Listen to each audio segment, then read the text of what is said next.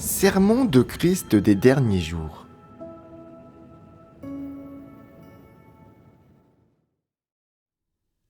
L'entrée dans la vie commence par l'accomplissement de son devoir.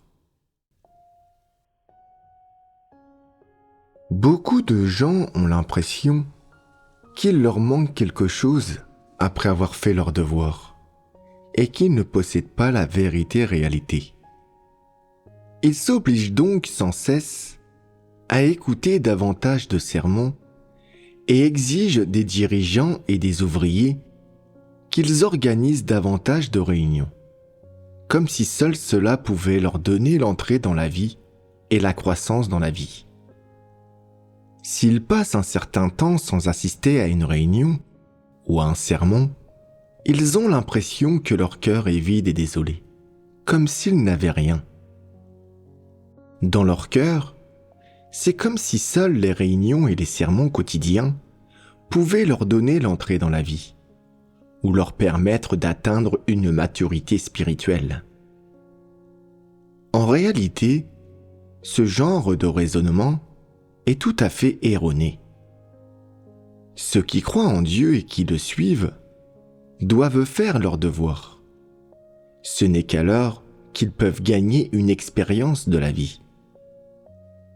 Si tu dis que tu crois sincèrement en Dieu, mais que tu ne veux pas faire ton devoir, où est donc la sincérité de ta croyance en Dieu ? Ceux qui font sincèrement leur devoir ont la foi. Seuls ceux qui ont la foi osent consacrer leur vie à Dieu et sont prêts à tout abandonner afin de se dépenser pour Dieu. De telles personnes font l'expérience de l'œuvre du Saint-Esprit en faisant leur devoir. Elles sont éclairées, guidées et disciplinées par le Saint-Esprit. Tout cela produit une expérience de vie. L'entrée dans la vie commence donc par l'accomplissement formel de son devoir. Si les gens se montrent indifférents dans l'accomplissement de leur devoir, ou s'ils ont toujours l'esprit confus, de quel genre d'attitude pensez-vous qu'il s'agit ? N'est-ce pas simplement faire les choses machinalement ? Est-ce l'attitude que vous avez vis-à-vis de votre devoir ? S'agit-il d'un problème de calibre ou de tempérament ? Vous devriez tous être au clair sur ce sujet. Pourquoi les gens sont-ils simplement négligents quand ils font leur devoir ? Pourquoi ne sont-ils pas loyaux quand ils font des choses pour Dieu ? Font-ils seulement preuve de raison ou de conscience ? Si tu es vraiment doué de conscience et de raison, alors lorsque tu agis, tu y mettras un peu plus de cœur, ainsi qu'un peu plus de gentillesse, de responsabilité et de considération, et tu seras en mesure de faire davantage d'efforts. Quand tu pourras faire plus d'efforts, les résultats des devoirs que tu accompliras s'amélioreront. Tes résultats seront meilleurs, ce qui satisfera à la fois les autres et Dieu. Tu dois y mettre tout ton cœur. Tu ne peux pas être distrait, comme si tu travaillais dans le monde séculier et que tu gagnais simplement de l'argent en fonction du temps que tu y as passé. Si tu as ce genre d'attitude, tu auras des ennuis. Tu ne pourras vraiment pas accomplir ton devoir correctement. De quel genre d'humanité s'agit-il ? Les personnes sans conscience ont-elles de l'humanité ? Non. Si tu dis que tu as de l'humanité et que tu veux mettre la vérité en pratique et bien faire ton devoir, alors tu devrais consacrer davantage d'efforts à ton devoir et y mettre plus de cœur. Tu dis que tu as une conscience, mais tu ne mets jamais tout ton cœur dans ton devoir. Ta conscience fait-elle effet ? Tu dois mettre ton cœur au bon endroit. Vous devriez souvent réfléchir à ces choses. Vous devez les comprendre toutes. Se contenter de faire les choses machinalement, quand on a accompli son devoir, est un tabou majeur. Si tu fais sans cesse les choses machinalement, quand tu accomplis ton devoir, tu n'as alors aucun moyen d'accomplir ton devoir. en respectant une norme acceptable. Si tu veux accomplir ton devoir avec loyauté, tu dois d'abord résoudre ton problème, qui consiste à faire les choses machinalement.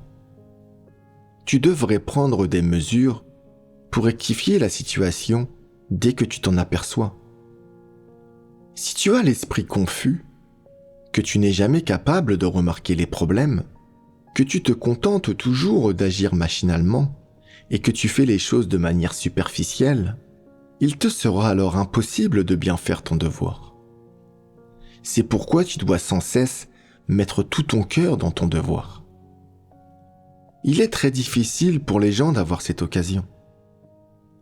Quand Dieu leur donne une chance et qu'ils ne la saisissent pas, alors ils ratent cette occasion.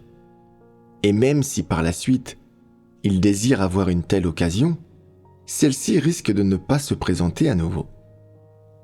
L'œuvre de Dieu n'attend personne, et avoir la possibilité d'accomplir son devoir n'attend personne non plus.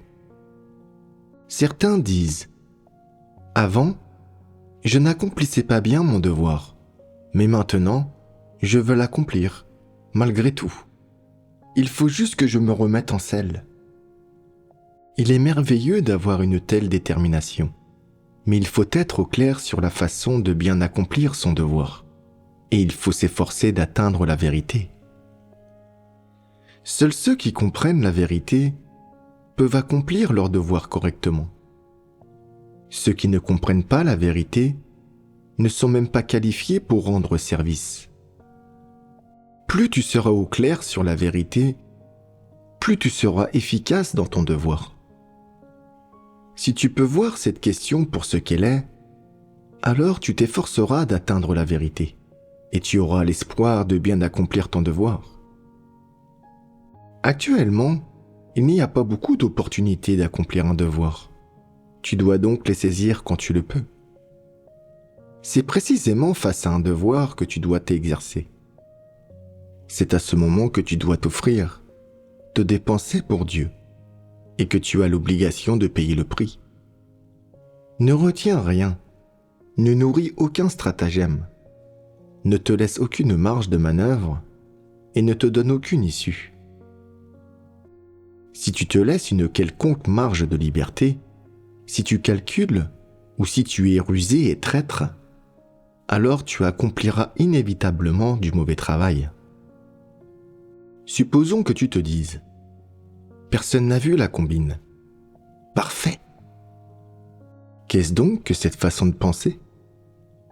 Penses-tu avoir berné les gens et Dieu aussi ? Mais dans la réalité, Dieu ne sait-il pas ce que tu as fait ? Il le sait. En fait, toute personne qui interagit avec toi pendant un certain temps apprendra ta corruption et ta méchanceté. Et bien qu'elle ne te le dise pas franchement, elle aura son opinion sur toi dans son cœur. Beaucoup de gens ont été exposés et chassés parce que beaucoup d'autres ont fini par les comprendre. Une fois que les gens ont compris l'essence de ces personnes, ils les ont révélées pour ce qu'elles étaient et les ont expulsées. Ainsi, qu'ils poursuivent ou non la vérité, les gens doivent faire leur devoir, au mieux de leur capacité. Ils doivent employer leur conscience à faire des choses pratiques. Tu peux avoir des défauts, mais si tu peux être efficace dans l'accomplissement de ton devoir, cela n'ira pas jusqu'à te faire chasser. Si tu penses toujours que tout va bien pour toi, que tu es sûr de ne pas être chassé, si tu ne réfléchis toujours pas sur toi-même et n'essayes pas de te connaître, et que tu ignores tes propres tâches, si tu es toujours négligent et superficiel, alors quand les élus de Dieu en auront vraiment assez d'être tolérants envers toi, ils t'exposeront pour ce que tu es, et selon toute vraisemblance, tu seras chassé.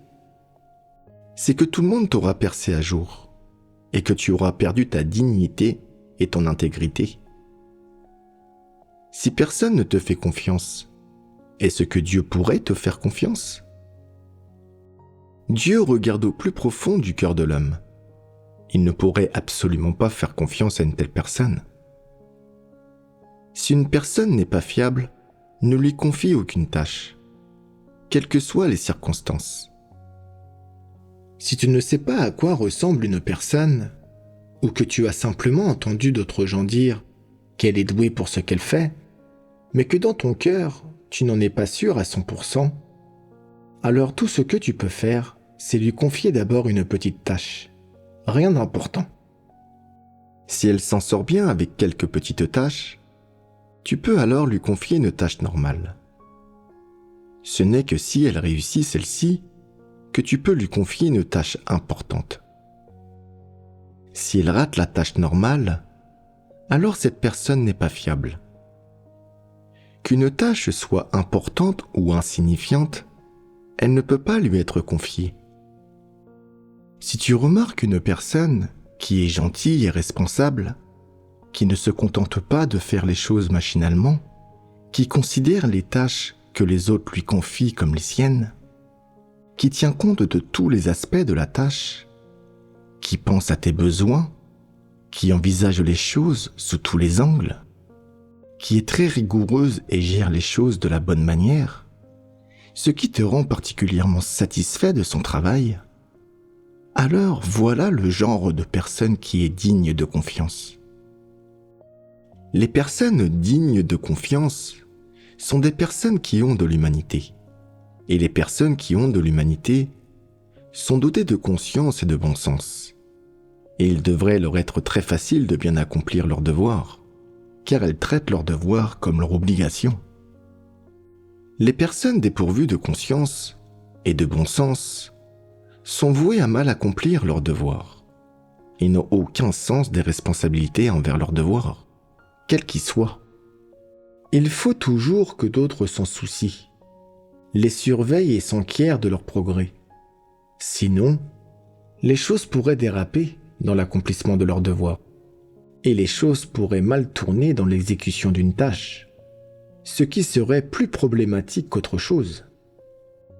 Bref, il faut toujours se demander, lorsque l'on remplit une tâche, ai-je accompli correctement ce devoir ? L'ai-je fait avec cœur ? Ou est-ce que je me suis contenté d'à peu près ? Si tu es toujours négligent et superficiel, tu es en danger. À tout le moins, cela signifie que tu n'as aucune crédibilité et qu'on ne peut pas te faire confiance. Plus sérieusement, si tu ne fais les choses que pour la forme, quand tu accomplis ton devoir, et que tu trompes toujours Dieu, alors tu es en grand danger. Quelles sont les conséquences quand on est sciemment malhonnête ?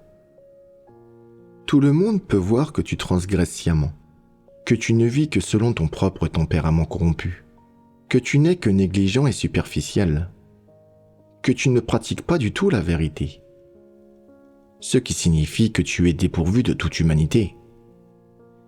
Si cela se manifeste en toi d'un bout à l'autre, que tu évites les erreurs majeures, mais que tu es sans cesse en train d'en faire de petites, et que tu es impénitent du début à la fin, alors tu fais partie des méchants, des non-croyants, et tu devrais être exclu. De telles conséquences sont détestables. Tu es complètement exposé et rejeté, en tant que non-croyant et personne mauvaise.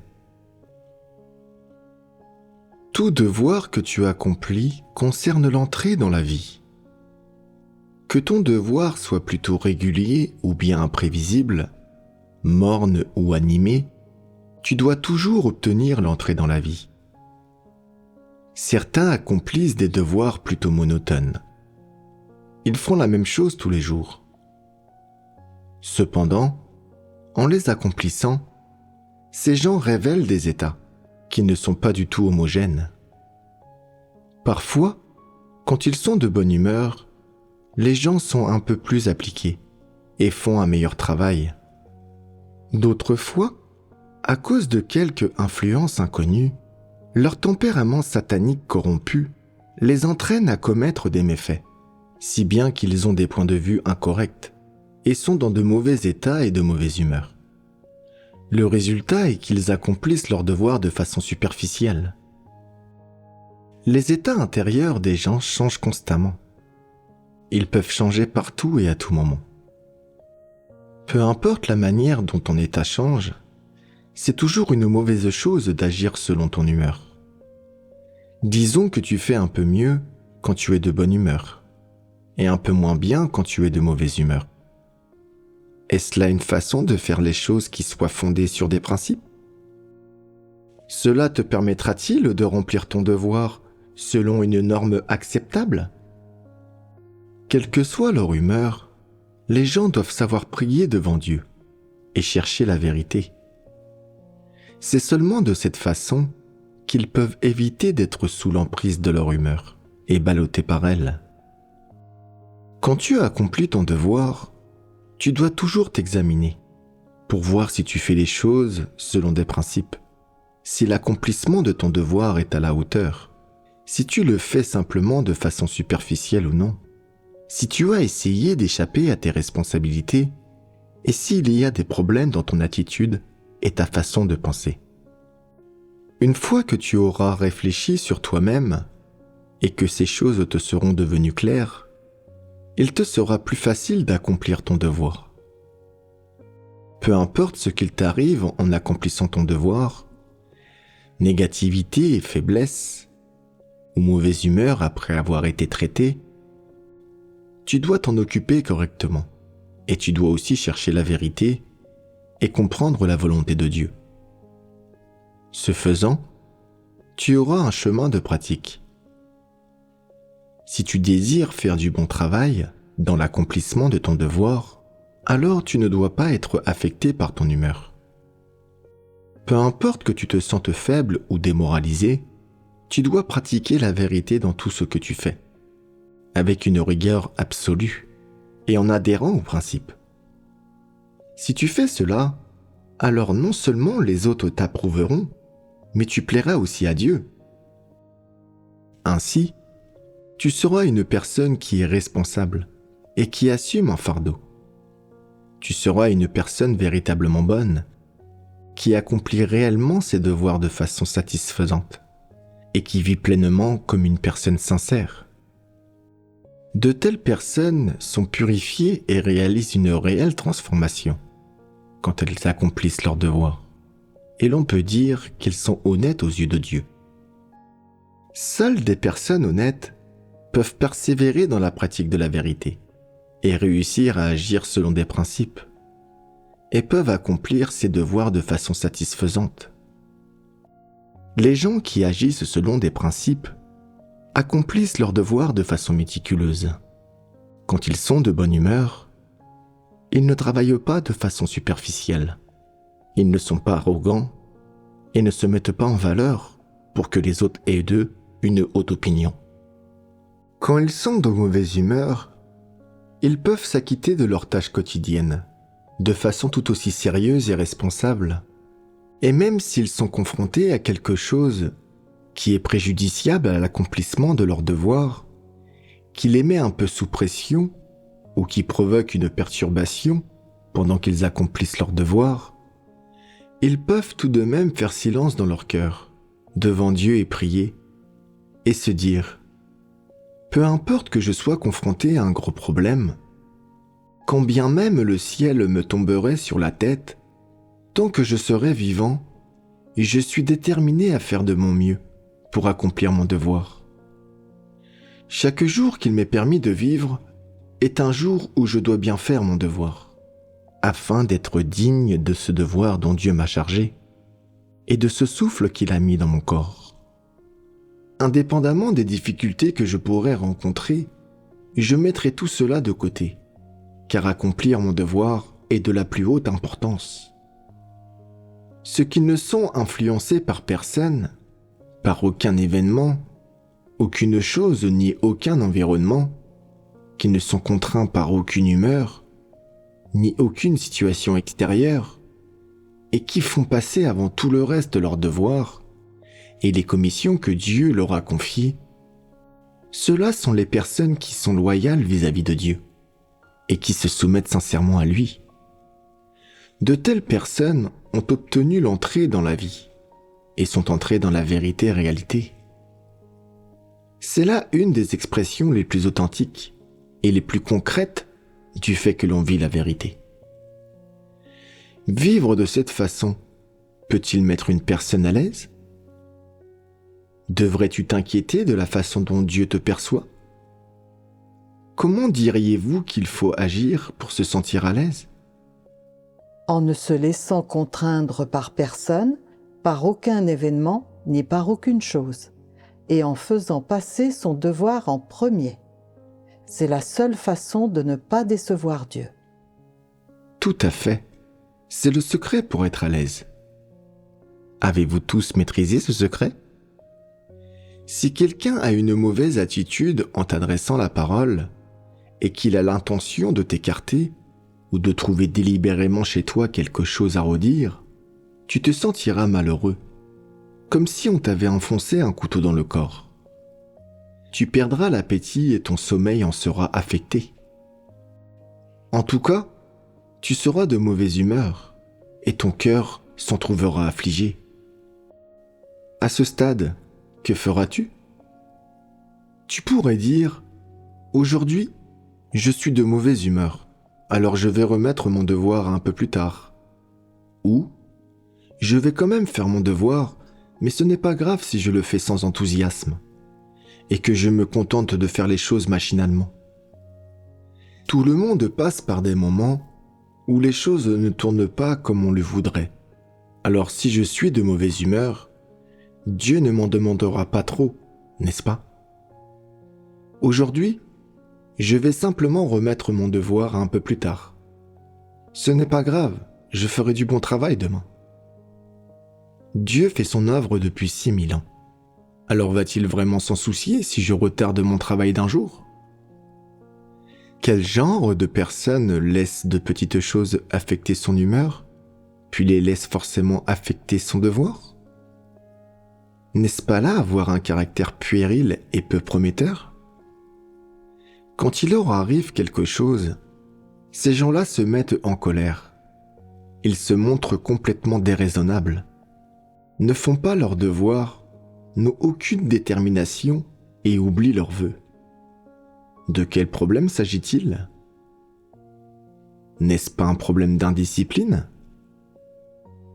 Il y a peut-être des gens qui, habituellement, ne se comportent pas ainsi, mais qui, lorsqu'ils sont de mauvaise humeur, renoncent à assumer leurs responsabilités. Ce genre de choses arrive très souvent. Il y a des gens qui, lorsqu'ils sont de mauvaise humeur, reçoivent un peu d'influence extérieure, de sorte qu'ils n'ont plus d'énergie quand ils font leur devoir et ne parviennent pas à se remettre à l'ouvrage. Que faut-il faire quand cela se produit? Ces problèmes ne doivent-ils pas être résolus? Certains disent « Ils ne peuvent pas être résolus. Dans quelque temps, je n'aurai toujours pas envie de le faire. Je vais me laisser porter. Voilà tout. De toute façon, je suis de mauvaise humeur et je ne veux pas qu'on m'adresse la parole. Qu'on me laisse simplement être malheureux un moment. Même s'ils sont encore là à faire leur devoir, ils ne sont présents que physiquement, pas mentalement. On ne sait pas très bien où leur cœur s'est égaré. Ils ne font pas preuve de responsabilité dans leurs devoirs. Ils ne font aucun effort et ils sont faibles. Cependant, quand leur humeur s'améliore, ils recommencent à s'enthousiasmer. Ils sont à nouveau capables de supporter des souffrances et d'être épuisés, et ils ne font pas toute une histoire de ce qu'ils mangent. Tout cela n'est-il pas un peu anormal? Pourquoi les gens sont-ils influencés par tant de circonstances et de sentiments différents? En avez-vous déjà cherché la raison? N'êtes-vous pas souvent troublé par ces choses? N'êtes-vous pas fréquemment bloqué dans ces états? N'est-ce pas là le problème auquel vous êtes tous confrontés? Si ces problèmes ne sont pas résolus, les gens ne mûriront jamais. Ils resteront des enfants à jamais. Par exemple, si quelqu'un dit quelque chose sans penser à tes sentiments, quelque chose qui te vise en partie, ou s'il parle de toi indirectement, tu te sentiras alors un peu mal à l'aise. Si tu adresses la parole à quelqu'un et qu'il ne te prête pas attention ou n'a pas une expression agréable sur son visage, tu seras mal à l'aise. Si un jour, ton devoir ne tourne pas comme tu le souhaiterais, tu seras mal à l'aise. Si tu fais un cauchemar qui semble de mauvais augure, tu seras mal à l'aise. Si tu apprends de mauvaises nouvelles concernant ta famille, tu seras mal à l'aise, de mauvaise humeur et incapable de faire le plein d'énergie. Si tu vois quelqu'un d'autre faire son devoir correctement, recevoir des éloges et être promu dirigeant, cela te mettra également mal à l'aise et affectera ton humeur. Toutes ces choses qui sont susceptibles de t'influencer, qu'elles soient importantes ou mineures, peuvent te piéger dans la négativité, te déprimer et influencer ta capacité à faire ton devoir. Quel est le problème des gens qui se comportent ainsi ? Leur tempérament est instable. Le tempérament instable de ces gens est un aspect du problème. Leur humanité est immature et puérile, et ils n'ont aucune perspicacité. En ce qui concerne leur entrée dans la vie, ils subissent sans cesse les contraintes de toutes sortes de gens, d'événements et de choses. Et il n'est donc pas facile pour eux de pratiquer la vérité. S'ils ne peuvent pas mettre la vérité en pratique, ils ne peuvent pas entrer dans la vérité réalité. Et s'ils ne peuvent pas entrer dans la vérité réalité, ils n'auront pas d'entrée dans la vie. N'en est-il pas ainsi ? Qu'est-ce qui fait qu'ils sont contraints par les gens, les événements et les choses ? C'est parce qu'ils ne comprennent pas la vérité, parce qu'ils n'arrivent pas à faire la distinction entre ce qui est vrai et ce qui est faux, et ne savent pas distinguer qui a raison et qui a tort. Il en résulte qu'ils ne savent pas comment pratiquer, qu'ils n'ont pas de marge de manœuvre pour avancer ou reculer. Telle est la conséquence. La plupart des nouveaux croyants sont dans cet état. Quand ils comprendront la vérité, quand ils verront les choses clairement et pourront faire la distinction entre les gens, ce problème se résoudra naturellement. Cependant, ceux qui n'aiment pas la vérité ne cherchent pas la vérité quand des choses leur arrivent. Ce type de personne sera à jamais incapable de se débarrasser des contraintes qui proviennent de toutes sortes de gens, d'événements et de choses. Quel genre d'état ceux qui subissent souvent les contraintes des gens, des événements et des choses manifestent-ils ? Ils deviennent facilement négatifs, et quand ils essuient des revers ou rencontrent des difficultés, ils trébuchent. Ces choses-là influencent leur humeur et leur capacité à faire leur devoir. Ceux qui ne comprennent pas la vérité sont facilement contraints par toutes sortes de gens, d'événements et de choses. Leur entrée dans la vie est très lente, et quel que soit le nombre d'années pendant lesquelles ils ont cru, aucun progrès n'est visible chez eux. Ils n'ont pas changé du tout, et sont plus ou moins semblables aux incroyants. Tout cela est dû au fait de ne pas poursuivre la vérité. Telle en est la raison. En un mot, quel que soit le nombre d'années pendant lesquelles tu as cru en Dieu, quel que soit ton calibre ou ton âge, tant que tu n'aimes pas la vérité, ou que tu ne cherches pas la vérité en toutes choses, tu seras facilement contraint par toutes sortes de gens, d'événements et de choses. Tu ne sauras pas comment agir de manière appropriée, ni comment pratiquer la vérité, ou être en accord avec les principes. Même si tu agis selon les notions des hommes, et que tu ne fais pas de mauvaises choses, tu ne sauras toujours pas si tu te conformes à la volonté de Dieu. Quel que soit le nombre d'années pendant lesquelles ce genre de personne a cru, elle ne pourra pas parler de ces témoignages d'expérience, parce qu'elle ne comprend pas comment faire l'expérience de l'œuvre de Dieu, et qu'elle ne comprend pas non plus le moins du monde la vérité. Les gens qui ne poursuivent pas la vérité sont comme cela. Peu importe depuis combien de temps ils croient en Dieu, ils n'ont pas de témoignages à raconter. Leur stature est trop faible et ils n'ont pas la vérité réalité. À l'heure actuelle, les gens sont actifs dans l'accomplissement de leurs devoirs. Ils sont également déterminés à faire leurs devoirs, à se dépenser pour Dieu, à faire des sacrifices pour lui et à s'offrir à lui. Il y a même des gens qui ont juré de nombreuses fois d'offrir leur vie entière à Dieu et de se dépenser pour lui. Ils possèdent toutes ces choses-là, mais n'ont pas d'entrée dans la vie. Si une personne n'a pas d'entrée dans la vie, il lui sera alors très difficile de se maintenir à flot ou de résoudre ce problème face à toutes sortes de gens, d'événements et de choses compliquées. Cette personne ne pourra pas trouver de direction ni de chemin et elle aura souvent l'impression de ne pas pouvoir se débarrasser de son état négatif. Elle sera empêtrée, contrainte, contrôlée et limitée par toutes sortes de gens, d'événements et de choses, et ne connaîtra pas la manière la plus correcte de pratiquer. Maintenant, je vais vous indiquer un principe de pratique. Quoi qu'il t'arrive, qu'il s'agisse d'un test ou d'une épreuve, ou qu'on te traite, et quelle que soit la façon dont les gens te traitent, tu dois d'abord mettre ces choses de côté et venir devant Dieu en prière avec application, en cherchant la vérité et en rectifiant ton état.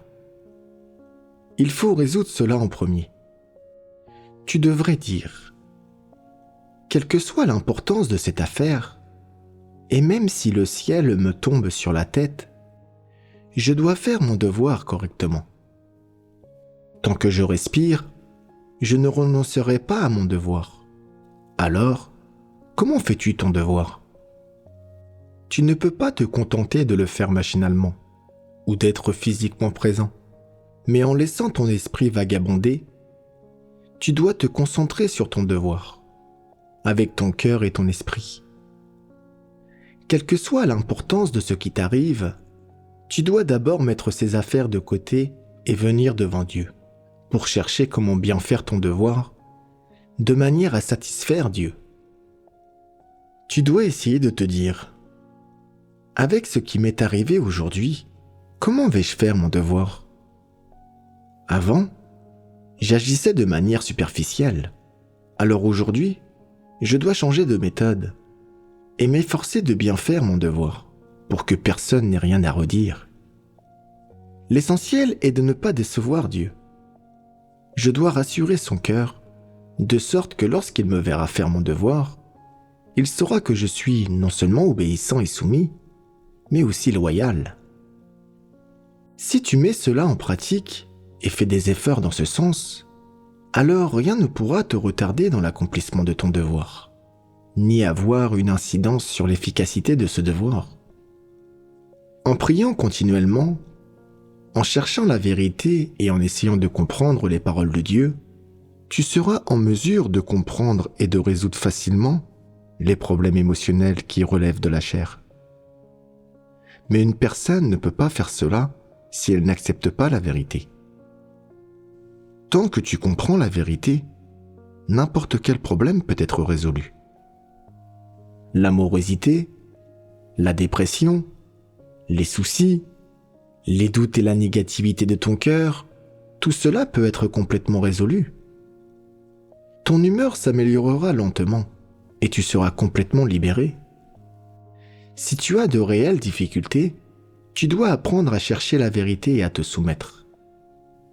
Quand une personne est confrontée à ce genre de choses, c'est une mise à l'épreuve de sa stature, et cela révèle qui elle est, pour voir si elle peut mettre la vérité en pratique.